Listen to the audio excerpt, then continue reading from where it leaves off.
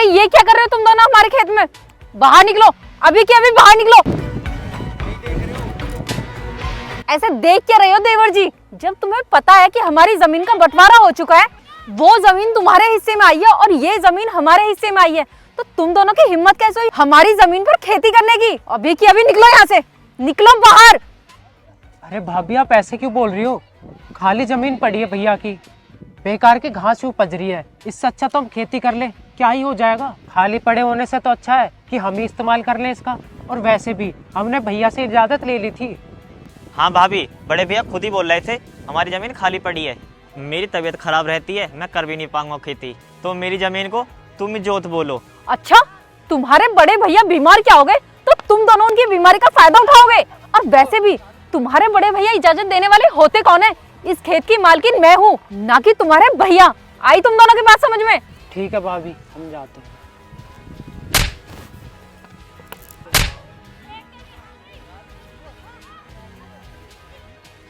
मेरी जमीन पर तुम्हारे भैया खेती कर रहे थे, भगा दिया मैंने दोनों को खेत से। अरे तुमने मेरे भाइयों को खेत से क्यों भगा दिया?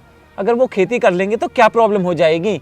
वैसे भी मेरे खेत खाली पड़े रहते हैं, मेरी तो इतनी तबीयत खराब रहती है, मैं तो खेती कर नहीं पाऊंगा, इससे अच्छा है वो ही कर लें। अच्छा, बड़ा प्यार आ रहा है अपने भाइयों पर। अगर खाली खेत पड़ा है तो किसी और को दे दो बटाई पर, कम से कम 4 पैसे तो आएंगे घर में। वरना अपने भाइयों को बोलो वो दे पैसे, अगर मेरे खेत पर खेती करनी है तो। अरे काजल, तुम कैसी बातें कर रही हो? भाइयों से कोई पैसे लेता है क्या? तुम्हारा दिमाग तो ठिकाने पर है ना? देखो, मैंने तुम्हारी सारी बातें मानी है। बंटवारे के लिए तुमने कहा था, ना तो मैंने कहा था और ना ही मेरे भाइयों ने।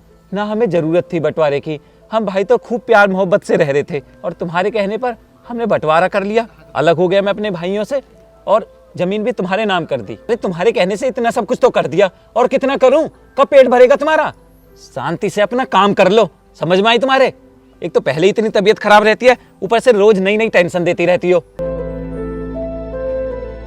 शांतनु, शांतनु कहाँ हो? शांतनु! अरे दीदी क्या हुआ?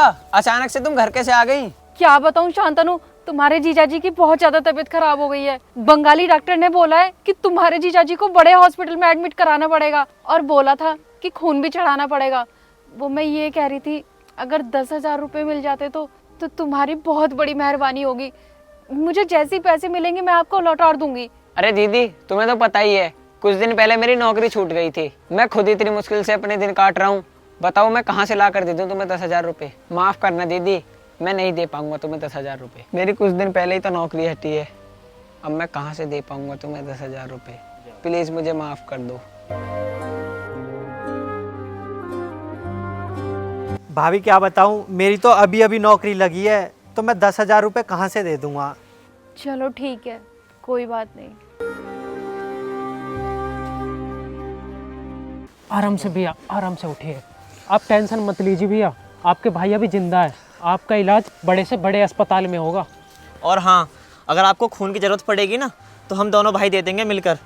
और भैया पैसों की टेंशन बिल्कुल मत लेना, हम बेशक अपने हिस्से की ज़मीन बेच देंगे, पर आपका इलाज बढ़िया अस्पताल में कराएंगे।